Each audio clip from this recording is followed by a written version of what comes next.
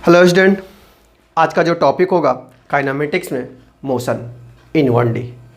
Kinematics में motion in 1D जो chapter 13 में आपको पढ़ना है।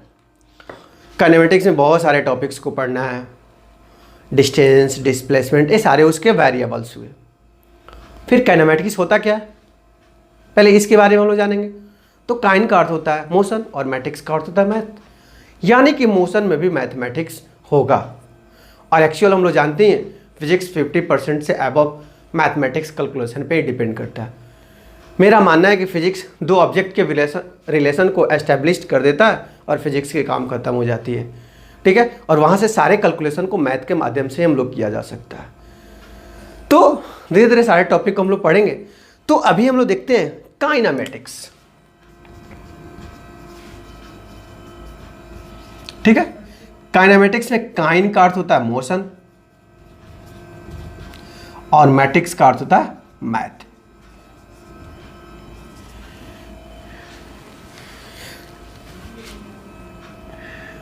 ठीक है, यानी कि मोशन प्लस मैथ मिल के हम लोग का क्या बनेगा, काइनेमेटिक्स बनेगा। अब काइनेमेटिक्स में पढ़ना क्या है, तो मोशन इन 1D। सबसे पहले आता है मोशन इन 1D। एक कंसेप्ट हम लोग देखते हैं, 1D होता है, 2D होता है, 3D होता है। D का अर्थ होता है डायमेंशन, या तो फिर लेंथ या फिर ब्रीथ या फिर हाइट, तीनों में कोई एक, या तो लेंथ होगा या ब्रीथ होगा या फिर हाइट होगा। 2D में क्या होता है, या तो लेंथ होगा या ब्रीथ होगा, या ब्रीथ होगा या हाइट होगा, या हाइट होगा लेंथ होगा, मतलब तीनों में कोई दो। और 3D का अर्थ होता है तीनों, लेंथ, ब्रीथ और हाइट। तो मोशन इन 1D का नाम है लीनियर मोशन, लीनियर मोशन। और फिजिक्स की भाषा में रेक्टिलिनियर मोशन हम लोग पढ़ते हैं, जिसको हम लोग कहते हैं स्ट्रेट मोशन, स्ट्रेट मोशन या पाथ, स्ट्रेट मोशन या पाथ। कोई दिक्कत? दूसरा हम लोग को पढ़ना है, ये पहले टॉपिक थी, दूसरी टॉपिक है मोशन इन 2D, ठीक है, जिसमें आपको सर्कुलर मोशन आता है। कोई ऑब्जेक्ट सर्कुलर मोशन में होता है, ठीक है। और ये हुआ एक्स एक्सिस, ये हुआ वाई एक्सिस, या फिर यहां लेंगे तो एक्स एक्सिस और यहां लेंगे तो वाई एक्सिस, या फिर प्रोजेक्टाइल मोशन ही ले लो। Projectile motion X axis, Y axis, तो इसमें दोनों लेंथ और ब्रीथ इंक्लूड है। और 3D के जो मोशन आते हैं, ठीक है, वो 3D में आपको आएंगे motion in 3D, motion in 3D। 3 dimension का अर्थ हुआ लेंथ, ब्रीथ और हाइट। तो गैसियस के जो मॉलिक्यूल्स हैं, ठीक है, वो 3D में मूवेबल पार्ट्स होते हैं। क्या करते हैं, वो 3D मूव करते हैं, मतलब एक दूसरे के म्यूचुअल परपेंडिकुलर्स होते हैं। जैसे एक कॉर्नर्स हुए या फिर 3D, मतलब एक्स एक्सिस, वाई एक्सिस और जेड एक्सिस में भी वो मूवेबल्स होंगे, ठीक है। तो हम लोग काइनेमेटिक्स में मेन चीज़ जाने, अभी हम लोग पढ़ेंगे बेसिक कंसेप्ट, एकदम बेसिक कंसेप्ट से शुरू करेंगे। तो काइनेमेटिक्स के जो वेरिएबल्स हैं, ठीक है, वो क्या क्या हो सकते हैं, तो हो सकते हैं डिस्टेंस, डिस्प्लेसमेंट,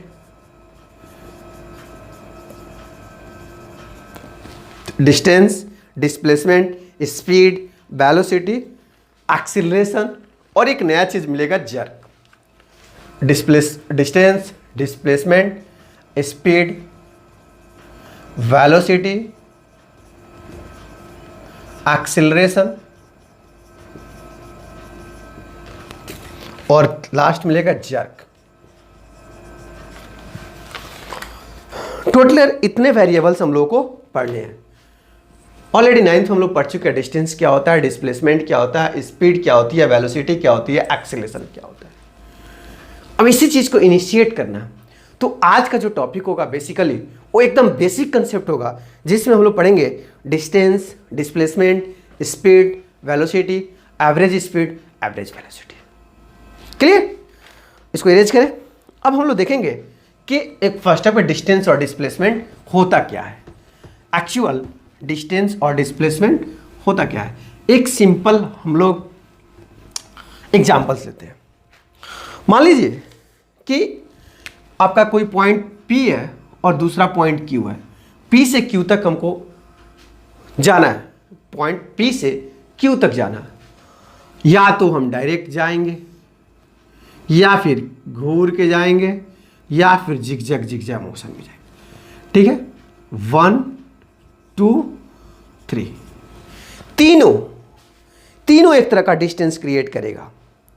तीनों क्या करेगा, एक तरह का डिस्टेंस क्रिएट करेगा। बट जो शॉर्टेस्ट पाथ होगा वो आपका क्या हो जाएगा, डिस्प्लेसमेंट हो जाएगा। तो हम लोग देखते हैं, एक तरफ लिखते हैं डिस्टेंस, ठीक है, और दूसरे तक लिखते हैं डिस्प्लेसमेंट। कि डिस्टेंस क्या होता है और डिस्प्लेसमेंट क्या होता है। तो डिस्टेंस को हम लोग बोलेंगे एक्चुअल पाथ। क्या होगा, actual path, the actual path length are called distance. Actual path length का अर्थ है कि आपके द्वारा जो भी पार्ट मूवेबल किया गया, घूमा गया, वो सारे जो पाथ होंगे वो एक्चुअल पाथ होंगे। ठीक है, बट डिस्प्लेसमेंट में क्या होता है कि ये एक्चुअल पाथ नहीं होता है, दो ऑब्जेक्ट के बीच के डिस्टेंस को हम लोग कहते हैं क्या, डिस्प्लेसमेंट। तो हम लोग लिखेंगे द स्ट्रेट या फिर the shortest path from initial position, the shortest path from initial position to final position.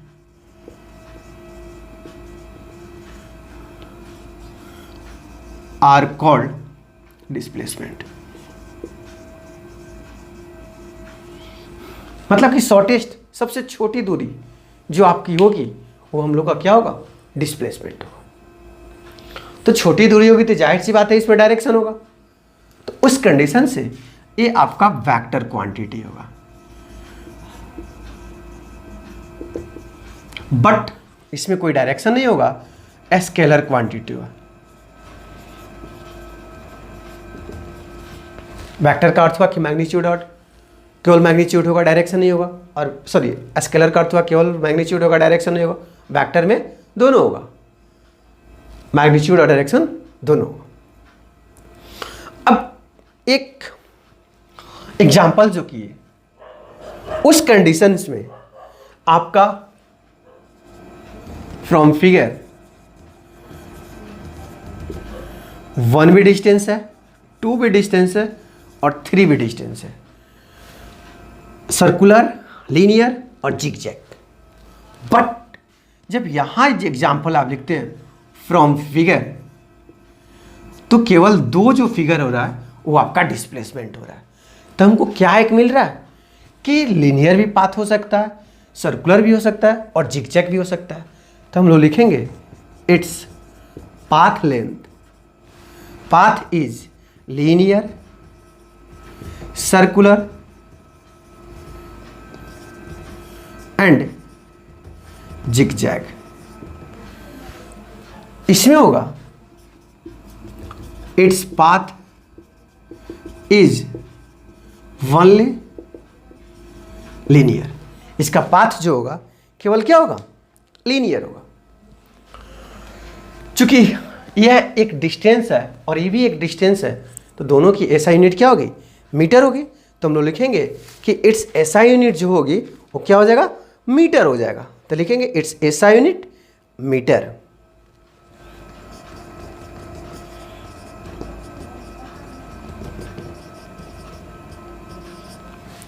It's SI unit metre. इसकी भी एसआई यूनिट जो होगी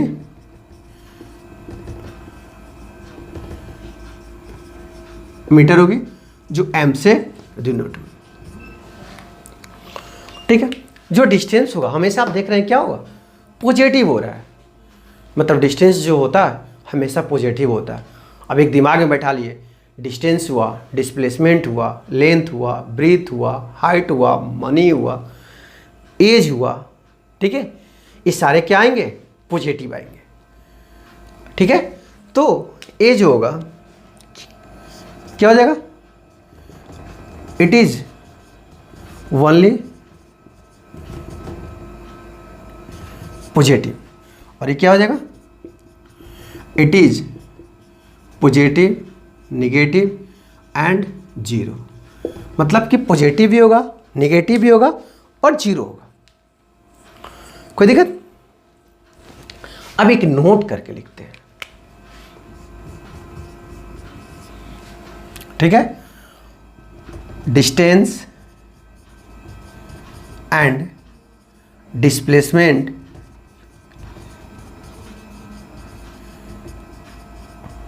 both are same only linear या स्ट्रेट पाथ। मतलब कि डिस्टेंस और डिस्प्लेसमेंट जो होगा दोनों आपस में क्या होगा? इक्वल होगा। कब? लीनियर पाथ पे। लीनियर पाथ पे डिस्टेंस और डिस्प्लेसमेंट जो होगा वो आपस में क्या हो जाएगा? इक्वल हो जाएगा। कोई दिक्कत? डिस्टेंस और डिस्प्लेसमेंट जो होगा लीनियर पाथ पे क्या होगा? इक्वल हो जाएगा। और यहाँ भी देख रहे हैं P से Q की दूरी शॉर्टेस्ट होगी, अगर सीधे स्ट्रेट जा रहा है तो इस कंडीशन में डिस्टेंस और डिस्प्लेसमेंट दोनों आपस में क्या हो जाएगा? इक्वल हो जाएगा। अब एक क्वेश्चन देखते हैं, कह रहा है इसको मिटा, इरेज करें, इसको मिटाते हैं।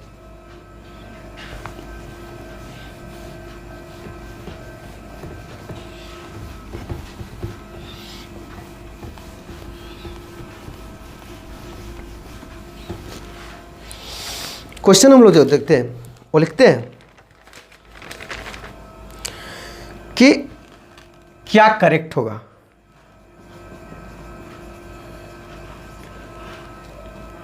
Distance greater then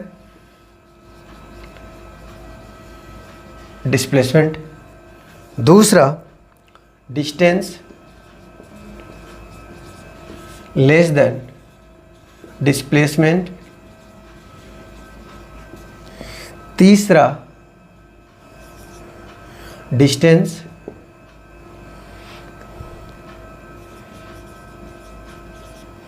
greater than equal to displacement. और चौथा, distance is equal to displacement. कह रहा है इसमें से कौन सा ऑप्शन सही है? पहला, डिस्टेंस बड़ा होगा डिस्प्लेसमेंट छोटा होगा। दूसरा, डिस्टेंस छोटा होगा डिस्प्लेसमेंट बड़ा होगा, ये तो पॉसिबल ही नहीं है। तीसरा, कह रहा है कि डिस्टेंस बराबर भी हो सकता है और बड़ा भी हो सकता है। चौथा, डिस्टेंस डिस्प्लेसमेंट के इक्वल है। मान लीजिए ए से बी तक के डिस्टेंस है, तो लीनियर पाथ में डिस्टेंस और डिस्प्लेसमेंट दोनों आपस में क्या होगा? यानी कि ये ऑप्शन सही होगा। अगर ऐसे ऐसे करके आता है तो डिस्टेंस बड़ा होगा डिस्प्लेसमेंट छोटा होगा, तो ये होगा। तो 1 और 4 का ऑप्शन मिलाकर क्या हो रहा है? 3। यानी कि डिस्टेंस हमेशा बड़ा भी हो सकता है और 0 के बराबर भी हो सकता है। कोई दिक्कत? डिस्टेंस जो होगा वो बड़ा भी होगा, मे बी 0 के बराबर भी होगा, सॉरी डिस्प्लेसमेंट के बराबर भी होगा। कब? जब लीनियर पाथ पे हो तब। क्वेश्चन पूछता है, नीट और जेई के एग्जाम में ने क्वेश्चन पूछ सकता है। मिटा इसको, इरेज करते हैं, नोट करते जाएंगे आप लोग, ठीक है। तो पूछता है कि कोई एक ऑब्जेक्ट है जो हाफ सर्कल क्रिएट कर रहा है, ठीक है, जिसका जो रेडियस जो है कैपिटल आर है। तो पूछता है फाइंड रेशियो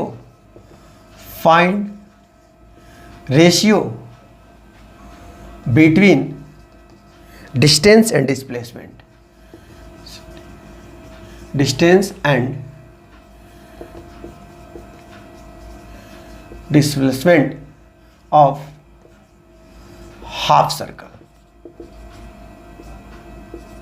हाफ सर्कल पे डिस्टेंस और डिस्प्लेसमेंट क्या होगा, देखते हैं। तो डिस्टेंस बटा डिस्प्लेसमेंट,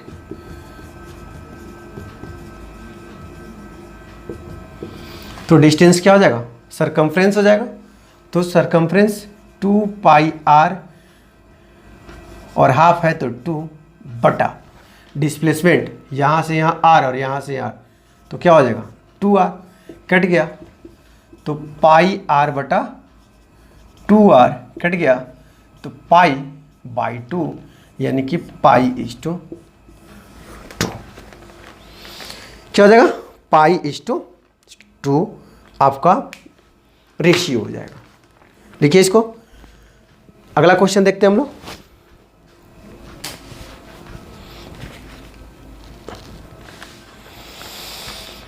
मिटाते हैं।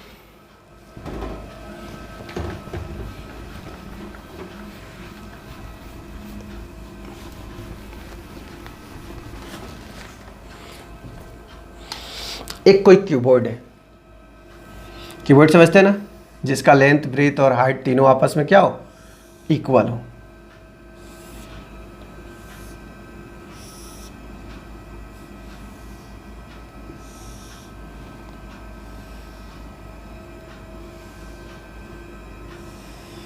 और क्यूबॉइड है तो सारा side length breadth height distance displacement, sorry length breadth सारा आपस में क्या हो जाएगा, इक्वल हो जाएगा। कोई ऑब्जेक्ट P से चला, ठीक है, और इसको A मान ले रहे थे, A होते हुए फिर इसको होते हुए Q तक आया। कहाँ आया, Q तक आया। तो कहता है कि कितना डिस्प्लेसमेंट हुआ, क्या हुआ, कितना डिस्प्लेसमेंट हुआ, मतलब कि P से Q की दूरी निकाले। एक्स एक्सिस किया, वाई एक्सिस किया और फिर जेड एक्सिस किया, ठीक है। अगर वेक्टर कंडीशन में हम लिखेंगे तो क्या लिखेंगे, ए आई ए जे और ए के, ये नहीं लिखेंगे, एक्स एक्सिस वाई एक्सिस और जेड एक्सिस। तो बॉडी डायगोनल क्या हो जाएगा, ठीक है। तो हम लिखते हैं L square plus B square plus height H square, तो एल स्क्वायर मतलब ए का स्क्वायर फिर ए का स्क्वायर फिर ए का स्क्वायर। चूंकि क्यूब है तो length equal to breadth equal to height equal to है, तीनों आपस में क्या इक्वल होता है, ए मानते हैं, यानी कि √3a² सॉल्व करने के बाद √3a। तो डिस्प्लेसमेंट हमको क्या मिला, √3a। डिस्प्लेसमेंट क्या मिला हमको, √3a। आनी प्रॉब्लम, बहुत छोटे छोटे प्रॉब्लम्स को हम लोग सॉल्व कर रहे हैं। ये ऑलरेडी हम लोग बहुत पहले 9th में भी कर चुके हैं। अगला क्वेश्चन देखते हैं, मिटाते हैं इसको।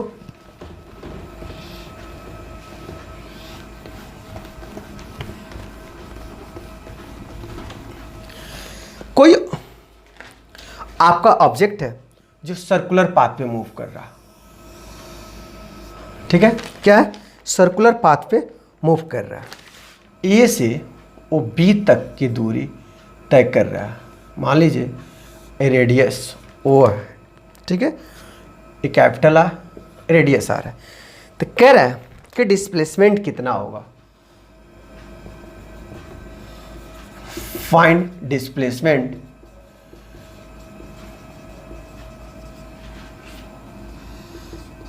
One-fourth of circle. तो ये राइट एंगल बनाएगा। अब इसी चीज को हम लोग को निकालना है। तो ए भी जो आपका डिस्प्लेसमेंट हुआ वो क्या हो जाएगा, a² प्लस a², यानी कि √2a², तो क्या हो जाएगा √2a। जो आपकी वैल्यू मिलेगी ए बी क्या, ठीक है, वो क्या होगा √2a, ठीक है। अगर इसी क्वेश्चंस में ए से बी तक आए, अब ऑब्जेक्ट कहाँ तक आ रहा है, सॉरी अगला बना लेते हैं। अगर नेक्स्ट क्वेश्चन देखते हैं कि कोई ऑब्जेक्ट ए से बी तक आता है, हाफ सर्कल क्रिएट करता है, ठीक है, वो सेंटर होते हुए ए से बी तक आता है, तो डिस्प्लेसमेंट कितना होगा, फाइंड डिस्प्लेसमेंट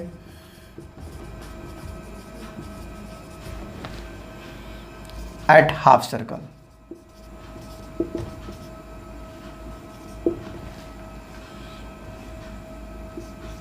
ठीक है, तो शॉर्टेस्ट पाथ ए बी है, यानी कि ओ ए प्लस ओ बी। तो इसकी वैल्यू आर है प्लस आर, तो क्या मिलेगा? Displacement is equal to 2r। सब छोटी छोटी क्वेश्चंस है, इसको इजीली आप सॉल्व करेंगे। ठीक है, एक और अच्छा क्वेश्चन देखते हैं। इरेज करें।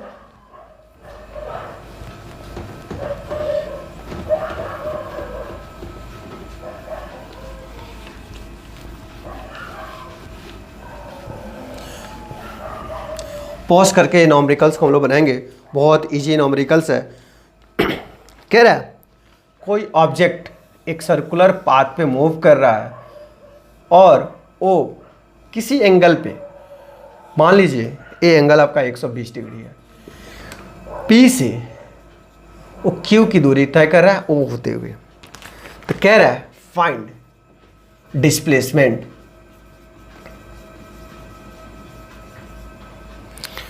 P to Q. पी से क्यू के बीच का डिस्प्लेसमेंट निकाला। हमने ऑप्शन दे रखा है आर, बी का ऑप्शन है r√3, सी का ऑप्शन है r√3/2 और डी का ऑप्शन है r√2-1। ठीक है, ये दोनों आपका बनाइए, फिर हम बनाते हैं। पॉज कर लीजिए, पॉज करके आप बनाइए। थोड़ी सी इसमें वेक्टर एडिशन यूज करेंगे, बहुत सिंपल है, बन जाएगा। अब हम देखते हैं, अगर इस चीज़ को हमको क्या निकालना है, P से Q के बीच का डिस्टेंस निकालना है। मान लीजिए ये आपका सर्कल हुआ, सॉरी ट्रेंगल हुआ, और ये ट्रेंगल हुआ, हेड हेड, और ये जो आपका हुआ टेल। क्या हुआ? टेल। इसका डिस्टेंस हम मान ले रहे हैं R1 रेडियस, R1 रेडियस और R2 रेडियस। R1 मान ले रहे हैं, R2 मान ले रहे हैं, और इसके बीच का एंगल थीटा मान ले रहे हैं, और ये जो आएगा डिस्टेंस D मान ले रहे हैं। कोई दिक्कत? हम लोग क्या मिलेगा resultant vector? R1 plus R2 is equal to D, R1 plus R2 is equal to D। Any problem? नहीं ना? सॉरी,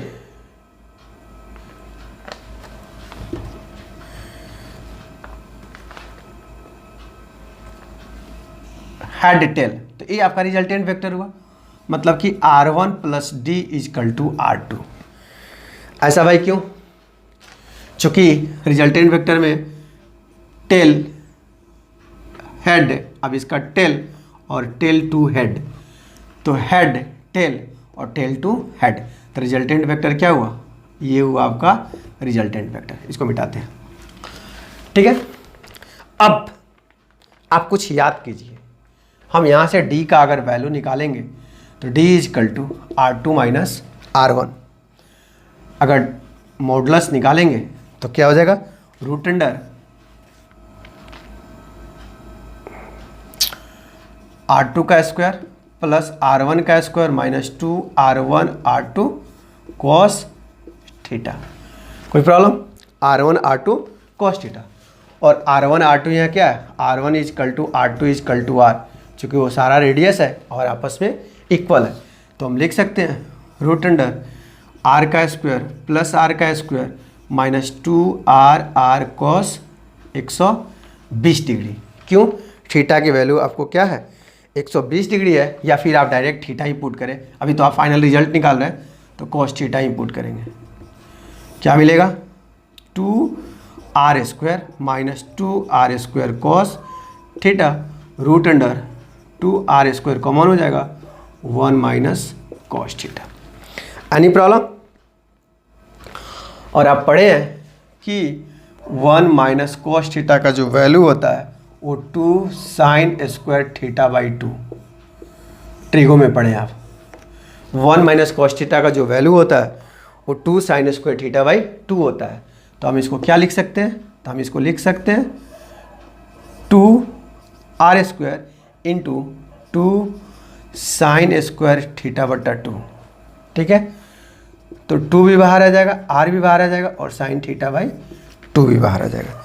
तो हम लोगों को क्या फार्मूला मिला, तो मिला d is equal to 2r sine theta बटा 2। एक बहुत अच्छा फार्मूला आपको मिला, 2r sine theta by 2 displacement मिला। तो displacement is equal to 2r का वैल्यू r ही हो जाएगा, कैपिटल R है, और साइन थीटा बाई 2, तो साइन थीटा मतलब 120 बटा 2 कट गया 60, यानी कि 2r साइन 60 डिग्री, और साइन 60 डिग्री का वैल्यू क्या होता है √3/2, 2 से गया √3 इंटू r। तो जो डिस्प्लेसमेंट मिला आपका √3 इंटू r ऑप्शन में है, तो क्या हो जाएगा, ऑप्शन बी हो जाएगा। मतलब अगर इस तरह का आपको डिस्प्लेसमेंट निकालना है तो फॉर्मूला आपको क्या मिलेगा, 2r साइन थीटा बटा 2, 2r साइन थीटा बाई 2। देखिए बहुत इजी क्वेश्चन था। ठीक है, अब और सारे नॉमरिकल्स को हम लोग सॉल्व करेंगे, पहले इसको आप लिख लेंगे।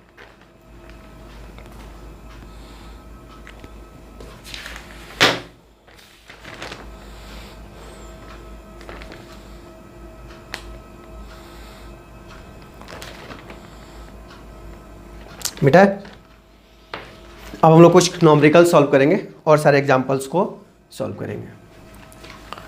ठीक है, एक नॉमरिकल्स को और सॉल्व करते हैं।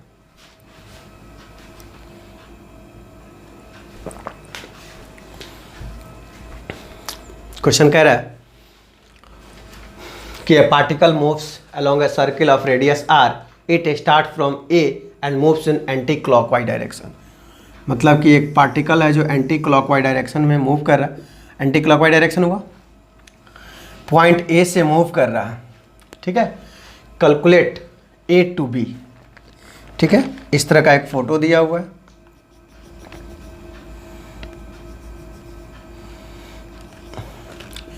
ए से B जा रहा है, C जा रहा है, फिर D जा रहा है। रेडियस नहीं दिया हुआ है। ठीक है, अगर रेडियस हम R मान लेते हैं, अब कह रहा है इस तरह का photo, calculate the distance travel by a particle from A to B। A से B का डिस्टेंस हमको निकालना है, A से B तक का डिस्टेंस। तो एक सर्कुलर पार्ट से सर्कुलर पार्ट का 1/4 है, तो हम लोग लिखेंगे क्वेश्चन ए में ए का आंसर बना रहा है। ठीक है, from A to B, from A to B the distance is equal to क्या हो जाएगा, सरकमफ्रेंस का 1/4 पार्ट,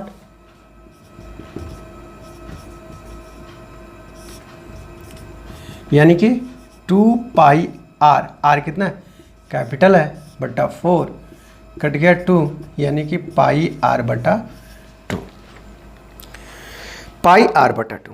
अब कह रहा है कि डिस्प्लेसमेंट मतलब छोटी दूरी, ये आपकी छोटी दूरी हो गई A to B, तो डिस्प्लेसमेंट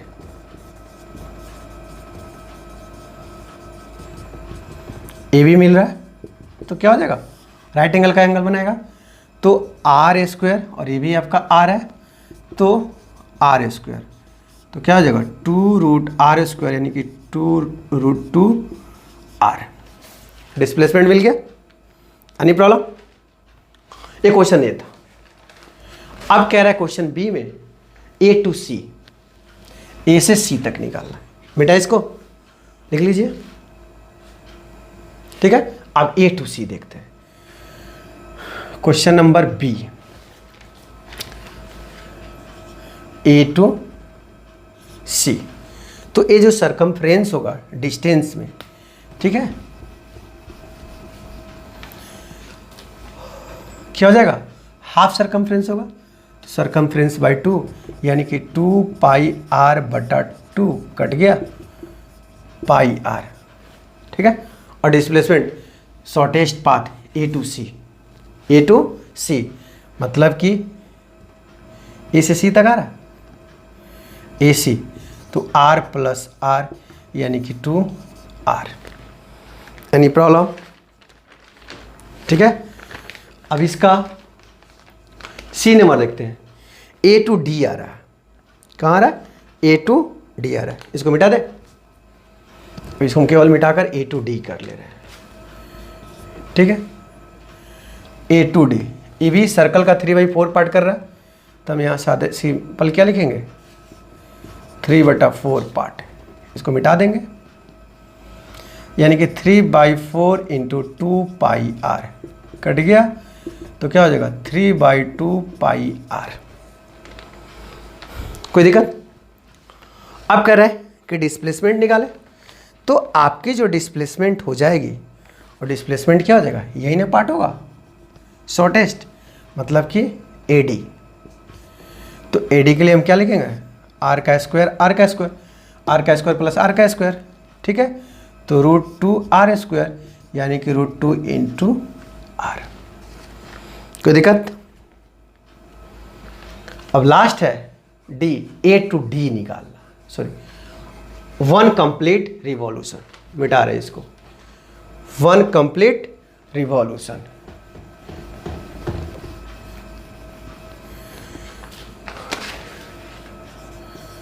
वन कंप्लीट रिवॉल्यूशन। तो डिस्टेंस जो होगा वो क्या हो जाएगा? सरकमफ्रेंस के बराबर, यानी कि 2πr।